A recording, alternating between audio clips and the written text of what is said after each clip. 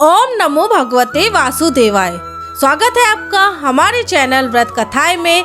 आज हम बात करेंगे विजया एकादशी व्रत कथा के बारे में।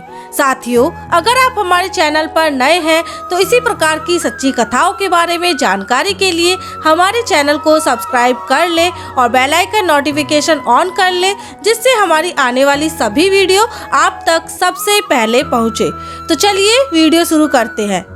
धर्मराज युधिष्ठिर बोले कि हे जनार्दन, फागुन माह की कृष्ण पक्ष की एकादशी का नाम क्या है तथा उसकी विधि क्या है, सो सब कहिए।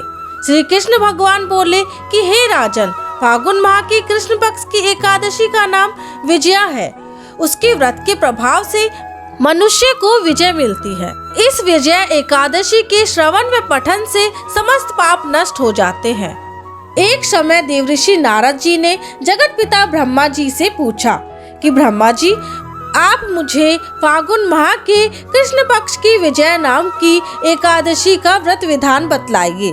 ब्रह्मा जी बोले, हे नारद, विजय एकादशी का व्रत प्राचीन तथा नए पापों को नष्ट करने वाला है। यह समस्त मनुष्य को विजय प्रदान करता है।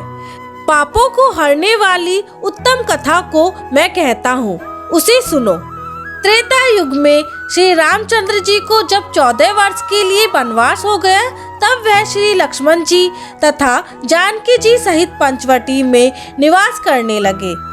इस जगह रावण ने सीता जी का हरण किया।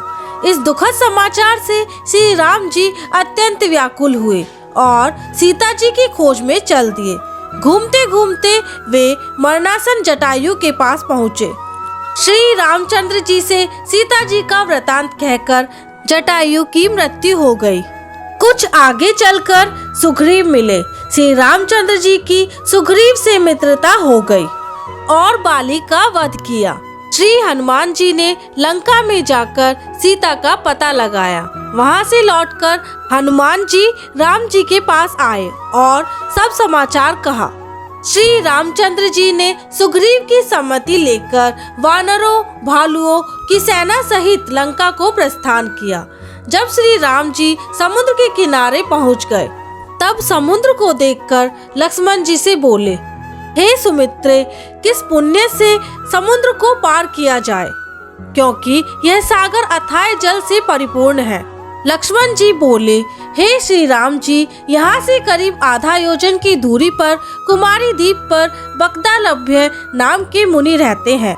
आप उनके पास जाकर इसका उपाय पूछिए। लक्ष्मण जी के वचनों को सुनकर श्री रामचंद्र जी बकदालभ्य ऋषि के पास गए और उनको प्रणाम करके बैठ गए। तब श्री रामचंद्र जी को पुराण पुरुषोत्तम जानकर मुनि यह समझ गए कि किसी कारण से इन्होंने मनुष्य देह धारण किया है। फिर ऋषि बोले, हे राम, तुम कहाँ से आए हो? श्री रामचंद्र जी बोले, हे मुने, राक्षसों को जीतने लंका जा रहा हूँ। आप कृपा कर समुद्र पार करने का कोई उपाय बतलाइए।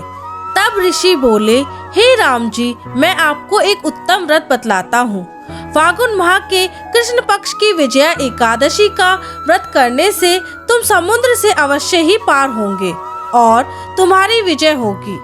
हे राम जी, इस व्रत की विधि मैं तुमको बतलाता हूँ। दशमी के दिन मिट्टी का एक कलश बनवाएं।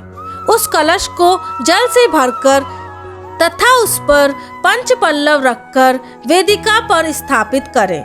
कलश के नीचे 7 अनाज मिले हुए और ऊपर जौ रखें। उस पर श्री नारायण भगवान की प्रतिमा स्थापित करें। एकादशी के दिन स्नान आदि नित्य क्रम से निवृत्त होकर धूप दीप नैवेद्य नारियल आदि से भगवान की पूजा करें। उस दिन भक्ति पूर्वक कलश के सामने समय व्यतीत करें और रात्रि को भी उसी तरह बैठे रहकर जागरण करना चाहिए। द्वादशी के दिन नदी या तालाब के किनारे स्नान आदि से निवृत्त होकर उस कलश को ब्राह्मण को दे देना चाहिए। हे राम, यदि तुम इस व्रत को सेनापतियों के साथ करोगे तो अवश्य ही विजय होंगे। श्री रामचंद्र जी ने विधि पूर्वक विजय एकादशी का व्रत किया और इसके प्रभाव से दैत्यों के ऊपर विजय पाई। अतः हे राजन, जो मनुष्य इस व्रत को विधि पूर्वक करेगा उसकी दोनों लोकों में विजय होगी।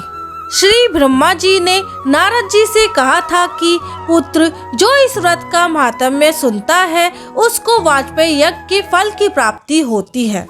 श्री नारायण जी की मूर्ति रखकर धूप दीप नैवेद्य आदि से पूजा करें। इस दिन सिंगाड़ों का आहार लेना चाहिए। बोलिए विष्णु भगवान की जय। तो साथियों, आशा करती हूँ कि आपको हमारी वीडियो पसंद आई होगी। इसी तरह की वीडियो देखने के लिए और हमारे साथ जुड़ने के लिए हमारे चैनल को सब्सक्राइब करना ना भूलें और हमारी वीडियो को लाइक करें और ज़्यादा से ज़्यादा शेयर करें। मिलते हैं अगली वीडियो में। धन्यवाद।